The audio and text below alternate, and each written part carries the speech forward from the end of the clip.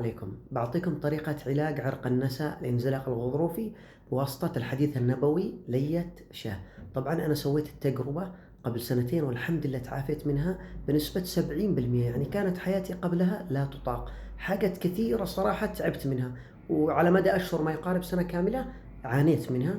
سويت اللي هو الطريقة النبوية وتعافيت 70%، وبقى 30% الذي هو في شد من أسفل الظهر إلى الرجل، وخدران في الرجل أو كهرباء توصل للأصابع يعني. فعالجتها بطريقة نقطة كورتيس، نزلت فيديو قبل يومين تقريبا وفيها الطريقة. فكان العلاج بداية بلية الشاة وبعدها نقطة كورتيس، والحمد لله النتيجة بشكل عام كويسة. طبعا قبلها جربت اللي هو طريقة الفصد، اللي هو أسفل الرجل وانتم بكرامة يجيب موس ويسحب عرق ويقطعه ويصيح دم، فما فادتني صراحة يعني. وبرضه جربت طريقة الذي هو سحب الفقرات، يعني تنام على سرير يربط رجلك ويسحب السرير، كانت طريقة مؤلمة وبرضه ما استفدت منها. يعني مو كل الناس تستفيد من هذه الطريقة، وبعضهم جرب الكي. وبرضه تابعت بعد ما سويت اللي هو حديث النبوي بلية الشاة والكورتيس، سويت اللي هو إبر فيتامين ب 12 لمدة تقريبا 3 أشهر، إبرة كل 3 أيام، وبرضه استمريت على الحبول لمدة 6 أشهر والأمور طيبة. فكانت التجربة الناجحة الأساسية الذي هو حديث لية الشام، فاستفدت منه وما كنت متوقع. جربت طبعا في البداية اللي هو لية الشاة، ما زبطت معي لأن اللية كان كبيرة، وممكن الشاة عمرها سنة واللية وزنها أكثر من كيلو. الذي وده يستفيد منه يطبق الشروط بداية، إنه يكون أهم شيء وزن اللية اللي هي الثربة. عرفت الثربة ذيل الشاة السبلة، كل واحد يسمي له مسمى معين. فهذه يكون وزنها لا يتعدى كيلو، والأفضل يكون عمر الشاة أقل من 6 أشهر بالحدود هذا، ما تكون ليا كبيرة أو شو اسمه وزنها كبير، لأنه ما بتفيدكم. يعني أنا جربتها زي ما خبرتكم وكانت كثيرة، يعني ما قدرت أشربها. بعطيكم الحين بعد الكلام هذا اللي هو التجربة مختصرة في فيديو كيف سويتها وكيف قطعتها وكيف أغليتها، والتجربة كاملة موجودة في قناتي في اليوتيوب، موجودة برضه في التيك توك. ما يحتاج يعني هذا الفيديو إن شاء الله فيه كل شيء، كل التفاصيل بإذن الله. طبعا التجربة هي إنه تذوب اللية هذه وتقسمها على 3 كاسات، وكل كاسة تشربها الصباح، يعني تصحى الصباح اليوم تشرب الكاسة هذه على الريق، وبعدها لمدة 4 5 ساعات ما تاكل. إذا اضطريت تشرب بعدها موية تبلع ريقك أو تطفي إذا في حرقان. ف3 أيام كل يوم تشرب كاس. إذا طلع وزن اللية كبير أو الكاسات أكثر من 3، فهنا في مشكلة في اللية. يفترض إنه بعد ما تذوب اللية الشاة تكون 3 كاسات، كل كاسة لا تزيد على 250 ملي، 200 ملي بالكثير ربما. فأنا بوريكم التجربة لكن حبيت أشرحها قبل. ومو كل واحد يستخدمها، لأن هذه عبارة عن دهون طبيعية، ربما تضر اللي عنده كوليسترول، ربما تضر اللي عنده أمراض القلب أو الضغط. فأنا ماني مسؤول عنها، هذه تجربة خاصة. طبعا هو حديث نبوي، فالحديث النبوي دائما يعني في محله الصحيح إذا استخدمنا بالطريقة الصحيحة. وعالم كثير قربت. أنا في البداية والله ما صدقت، يعني قلت معقول، ما كنت مؤمن نوعا ما بهذه الأشياء، إنه زيت وتذيب ويشرب ويعالج الظهر، إيش دخلوا أصلا؟ فهذه يحتاج لها عملية جراحية ويحتاج لها. فربما أنا لأنه كانت حالتي بسيطة فما يحتاج، عبارة عن تليين للظهر للغضاريف. لكن اللي خرج الغضروف من مكانه ما أتوقع هذه تفيده.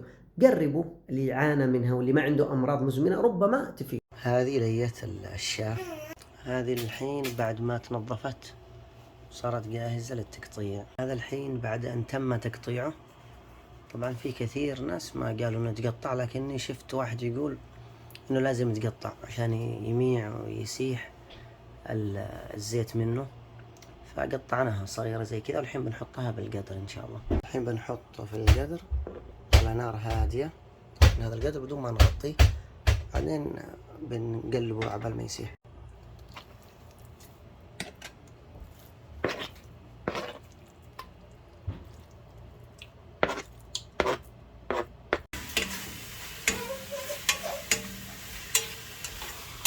نخليه كمان 5 دقايق ولا 10 دقايق لين ينزل أكبر قدر من الدسوم اللي فيها والزيت. الحين بدأ الزيت يكثر شوية، بعد تقريبا 10 دقايق على نار هادية. القدر طبعا ما يمسك فيه الأشياء، ما هو حديد، لا ستانلس ستيل. الحين ما شاء الله بدأ يزيد، نخليه كمان شوي لين ينزل أكبر قدر ممكن من الزيت من داخله. ما شاء الله هذا هو الزيت تحت، وربنا نخليه كمان أكثر وأكثر. أبغاه ينزل كامل إن شاء الله. كله على التعب، الله يعين على الطعم بس. ما شاء الله الحين الزيت زاد أكثر وأكثر، صارت الكمية مقبولة، تقريبا له 20 دقيقة،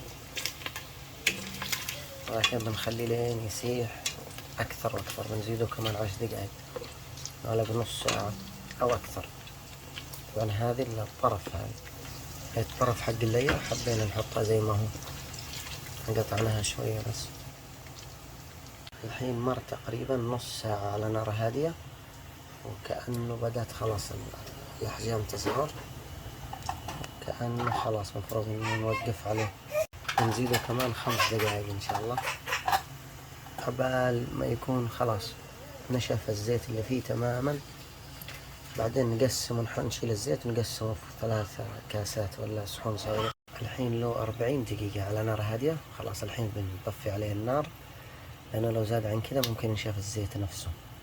الحين نشن هذه اللية،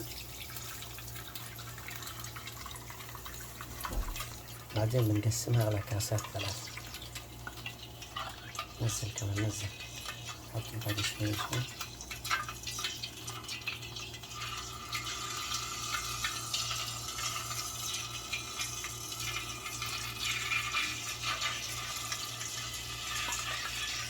ما شاء الله الزيت حار حار بقوة، يعني يمكن لسعة منه وديك بعيد. نخليه يبرد شوي ونحاول نقسمها على 3 هذه بالتساوي، وكل يوم الصباح نشرب كاسة على الريق. طبعا تحطها في الثلاجة بتتجمد، تسخنها بالميكرويف وتشربها. الحين هنا قسمناهم على 3 كاسات بالتساوي. بكرة الصباح إن شاء الله على الريق نسخن واحد بالميكرويف، وكل يوم نشرب واحد. والله الشافي. هنا غطيناهم بأكياس عشان نحطه في الثلاجة. بسم الله، صباح الخير. هذا الحين طلعناه من الثلاجة متجمد ما شاء الله، كأنه حليب ما كأنه زيت. الحين بنحطه بالميكرويف.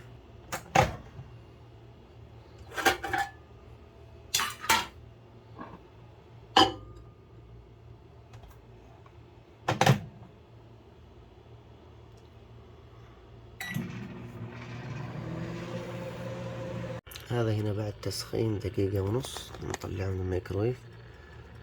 طبعا حار، لازم نخليه يبرد شوية. ان شاء الله يطلع حتى صوت يتحرك الكاس من مكانه، من يعني زيت صراحة طبيعي جدا. والله يعني الحين بحاول اشرب، ان شاء الله يكون الطعم مقبول. بسم الله، نحاول نشرب يا الله.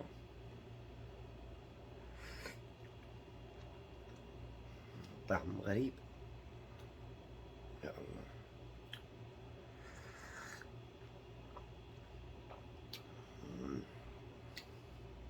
صراحة الطعم مرة مو حلو، لكن نسأل الله يكون فيه شفاء. بس هذا عرق النساء مرة متعب، انزلاق الغضروفي، الديسك، هذه كلها شيء لا يطاق. يعني الطعم المر هذا أو الغريب مقارنة بالألم فلا شيء. بسم الله، بسم الله. دسومة عالية، شيء يا الله.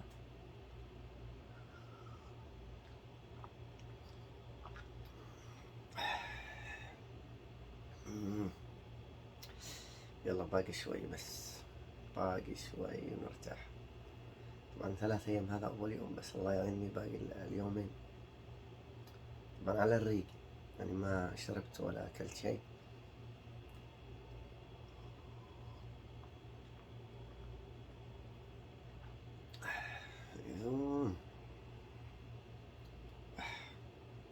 إن شاء الله بس ما يكون يسبب ترجيع أو شيء.